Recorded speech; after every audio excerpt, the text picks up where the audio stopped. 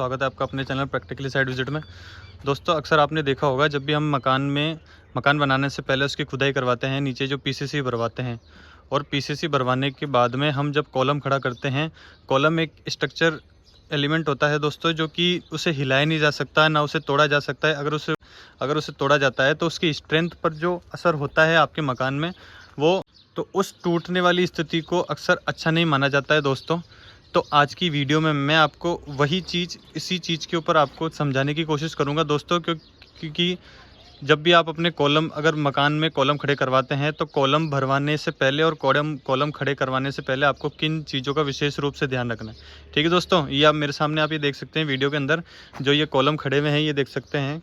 आज ये कॉलम खड़े हुए हैं और उसके बाद में ये जो फुटिंग भरी हुई है, अब फुटिंग भरने से पहले आपको किन चीज़ों का विशेष रूप से ध्यान रखना है दोस्तों। जब भी आप कॉलम खड़े करते हैं तो जैसा आप देख सकते हैं, ये पीसीसी होती है और ये पीसीसी के बाद में ये फुटिंग होती है और फुटिंग भरने से पहले इन कॉलमों को खड़ा किया जाता है। दोस्तों, आप जब भी कॉलम खड़ा करते हैं, कॉलम खड़ा होता है, कॉलम खड़े होने के लिए सबसे पहले तो उसे अलग से बांधा जाता है। ये देख सकते हैं आप, ये जो कॉलम है ये अलग से बांधा जाता है, मतलब एक हॉरिजॉन्टल टाइप में इसको सरिये से पूरा बनाया जाता है, सजाया जाता है।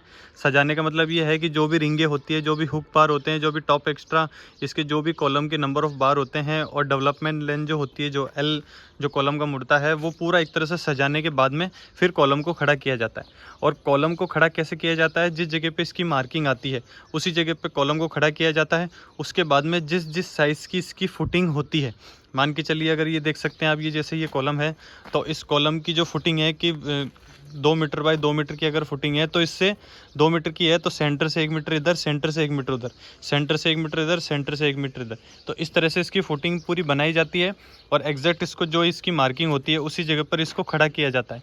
अब दोस्तों, खड़ा करने से पहले आपको किन चीज़ों का विशेष रूप से ध्यान रखना है। एक तो जब भी आप इसकी मार्किंग का कवर जो सूत झड़ता है, सूत के जो 1 इंची का या 2 इंच 40 mm का जो कवर आता है, 40 mm के कवर के हिसाब से इस पूरे कॉलम के सरिये को आप खड़ा करवाइए। ठीक है दोस्तों, क्योंकि कवर रहने का मतलब ये है कि अगर आपका कॉलम अगर नीचे से, ये एक ऐसी स्टेज होती है नीचे से खड़ा करने की कि अगर आप इस स्टेज पर बिल्कुल भी, अगर मान के चलिए आपका कॉलम इस जगह पर आता है, कॉलम की मार्किंग अगर आपकी इस जगह पर है और आपने उसी जगह पर कॉलम के खड़ा कर दिया तो ये बहुत गलत माना जाएगा, क्योंकि ये एक पूरा 2 इंची आउट माना जाता है, क्योंकि 40 mm का कवर है। अब अगर मार्किंग इस जगह पे आती है, मान के चलिए अगर इस जगह पे आती है और आपने कवर लेके फिर उस सरिये को खड़ा किया है और आपका कॉलम इस जगह पे आता है, तो जो आपका सेंटरिंग का फर्मा लगेगा वो इस जगह पे लगेगा पूरा। दोस्तों, ये देख सकते हैं आप, ये जो लाइन लगी हुई है, इस लाइन पर आपका कॉलम खड़ा होगा और ये ऐसे 90 इसका बन के इस जगह पे कॉलम खड़ा किया जाएगा।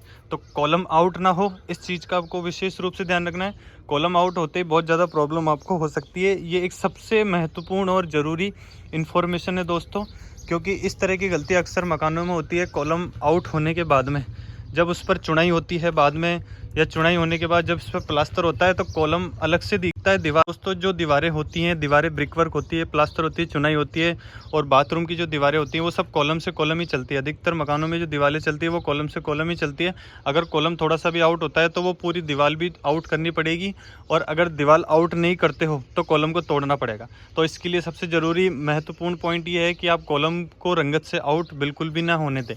ठीक है दोस्तों, दूसरी चीज़, जब भी आप कॉलम का सरिया खड़ा करवा रहे हो, क्योंकि आपको पता ही होगा कि जैसे ये सबसे ज़रूरी इम्पोर्टेंट और ज़रूरी चीज़ होती है कि नीचे से ये एक ऐसी स्टेज होती है जहाँ से आपको इस जगह पर अगर आप कॉलम को सही खड़ा करवाते हो तो ऊपर जितने भी आप मंजिल लेके जाओगे, 2 मंजिल ले जाओ, 3 मंजिल ले जाओ, वहाँ तक का आपका जो कॉलम है वो फिर फिक्स उसी साइज़ पर ही चलेगा। उसके बाद में इधर उधर या आउट साउट नहीं हो सकता। वो जो अगर आप जिस जगह पे खड़ा करोगे एक बार में, बस वो उसी जगह पर चलेगा और वो बेहतर माना जाएगा। तो नीचे इसलिए विशेष रूप से इस कॉलमों का ध्यान दिया जाता है। ठीक है दोस्तों, तो कॉलम आउट नहीं करना है, रंगत का बिल्कुल विशेष रूप से ध्यान रखना है। 90 में होना चाहिए बिल्कुल कॉलम। ठीक है दोस्तों, दूसरी चीज़, जब भी आप सरिया खड़ा करवाते हो तो सरिये को पूरी तरह से चेक कर लें। टॉप इसका जो भी नंबर ऑफ बार है, अगर मान के चलिए 4 नंबर हैं तो चारों सरियों को, टॉप जो वर्टिकल सरिये हैं उनके चारों वर्टिकल सरियों को चेक करें। जैसे 4-16 के हैं तो ये देख सकते हैं आप 4-16 के हैं। जो भी इसकी मास्टरिंग है, मास्टरिंग का जो कुंडी होती है वो कुंडी हमेशा मुड़वा लें। एक तरफ कुंडी नहीं आनी चाहिए, जो रिंग आती है मास्टरिंग जो आती है, मास्टरिंग पूरी तरीके से चेक कर ले। एक जगह बिल्कुल उसकी जो लेंथ होती है, लेंथ मैंने कहीं अपनी वीडियो के अंदर बता रखा है कि 8D या 10D के हिसाब से इसकी जो हुक मोड़ा जाता है। अगर 10-8 का सरिया है तो 80 mm इसकी लेंथ होनी चाहिए। जो अंदर की रिंग है वो अंदर की रिंग भी पूरी अच्छी तरीके से चेक कर लें, और उसकी जो बांधी है वो क्रॉस बांधी होनी चाहिए। तो कॉलम का जो सरिया है वो पूरी तरीके से चेक कर ले। ये सबसे ज़रूरी पॉइंट होता है दोस्तों कि सरिया अगर सही जगह लगता है और सही जगह पर खड़ा होता है तो ऊपर जाके फिर जैकल या किसी स्थिति की ज़रूरत नहीं होती, आपको बदलने की ज़रूरत नहीं है, क्योंकि सबसे जो लोड लेने लायक जो स्थिति है आपके पूरे मकान की वो यही होती है दोस्तों। इसके अलावा और मुझे नहीं लगता कोई लोड लेने की स्थिति होती है। ये सबसे ज़रूरी और इम्पोर्टेंट जगह होती है दोस्तों। अब दोस्तों तीसरी बात पर आते हैं, जो कि 2 पॉइंट जो मैंने आपको बताया वो सबसे ज़रूरी चीज़ होती है। एक तो आपको लेआउट चेक करना है, दूसरी चीज़ आपको उसकी जो भी आपका स्टील होता है, नंबर ऑफ़ स्टील होता है वो आपको चेक करना है। तीसरी सबसे ज़रूरी चीज़ ये होती है दोस्तों कि जब भी आप सरिया खड़ा करवा रहे हैं तो सरिया खड़ा करवाने से पहले उसका सावल ज़रूर करवा लें। सरिया खड़ा होने के बाद में उसका सावल ज़रूर करवा लें, और सावल प्रॉपर तरीके से होना चाहिए। चारों कोनों पर उसका सावल चेक करें। जो देख सकते हैं आप, जैसे बल्ली खड़ी होकर इसका सावल हो रहा है, तो पूरी तरीके से अच्छे तरीके से जितना आप ध्यान दे सकते हैं उस तरीके से सावल करवाएं। अगर सावल में भी अगर थोड़ा सा आउट हो जाता है, क्योंकि सावल बताने का मतलब इसके 2 रीज़न है दोस्तों। एक तो अगर थोड़ा सा भी आउट होगा तो सावल के अंदर होता है, और आउट होने का मतलब ये है, अगर मान के चलिए यहाँ से 1 इंची आउट हो जाता है तो 1 इंची तक आपकी कुर्सी आ जाती है, कुर्सी लेवल आ जाता है। फिर उसके बाद में ग्राउंड फ्लोर चलेगा, तो वो ऊपर जाने के बाद में जब 1 इंची इधर हो गया तो वो 1 इंची पर ही ऊपर आपका कॉलम भरा जाएगा।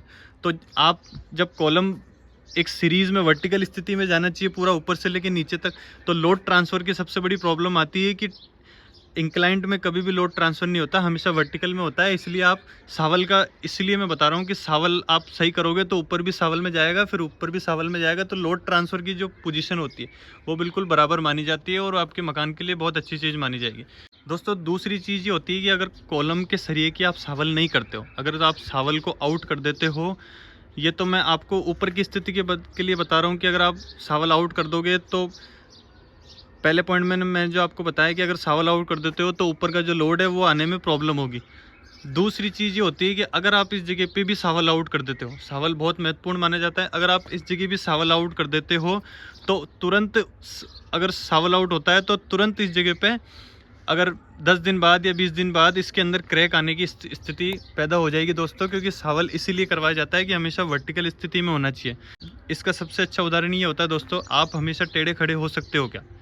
अगर आप खड़े होगे तो वर्टिकल स्थिति में खड़े होगे। आप टेढ़े खड़े होते हो तो आप टेढ़े ज़्यादा खड़े नहीं हो सकते, ज़्यादा टाइम तक आप खड़े नहीं हो सकते, सिर्फ कुछ टाइम तक ही होगे, फिर उसके बाद में आप गिर जाओगे। तो इसी तरह से ये कॉलम की स्थिति होती है दोस्तों, कभी भी कॉलम सावल में आउट नहीं होना चाहिए। अगर टेढ़ा खड़ा होगा तो उसकी क्रैक की स्थिति भी होगी, लोड लेने लायक स्थिति भी नहीं होगी, और आगे जाके इस चीज़ की बहुत ज़्यादा प्रॉब्लम होती है। आउट भी होगा तो दीवारें जब बनेगी तो कॉलम जा रहा है 1 इंची बाहर और दीवार जा रही है 1 इंची अंदर, तो इसलिए सावल का विशेष रूप से ध्यान रखना दोस्तों। मैंने जो ये तीनों पॉइंट आपको बताए हैं, ये तीनों पॉइंट अत्यंत आवश्यक है, ज़रूरी है, महत्वपूर्ण है। आप इसे किसी भी तरीके से देखिए, समझिए, जो भी कर सकते हैं करिए, लेकिन अगर इन 3 पॉइंटों को आपने मिस किया तो इसका मतलब ये समझिए कि आप जब ऊपर मकान बना रहे हो, उस मकान बनाने का कोई मतलब नहीं होगा, क्योंकि पूरी जो स्थिति होती है, ये जो स्थिति मैं आपके साथ आपको दिखा रहा हूँ, ये स्थिति सबसे बेस्ट, सबसे ज़रूरी और सबसे महत्वपूर्ण मानी जाती है।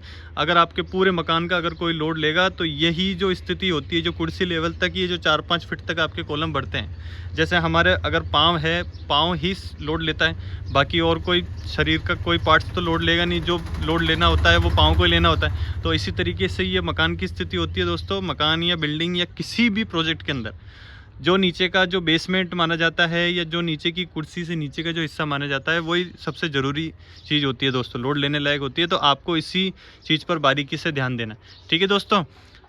आई होप वीडियो आपको अच्छी लगी होगी। अगर वीडियो अच्छी लगे और वीडियो से आपको हेल्प मिले तो हमारे चैनल को लाइक, शेयर एंड सब्सक्राइब जरूर करिए, और वीडियो को शेयर जरूर कीजिएगा दोस्तों। तो मिलते हैं नेक्स्ट वीडियो के अंदर, तब तक के लिए जय हिंद, वंदे मातरम, भारत माता की जय।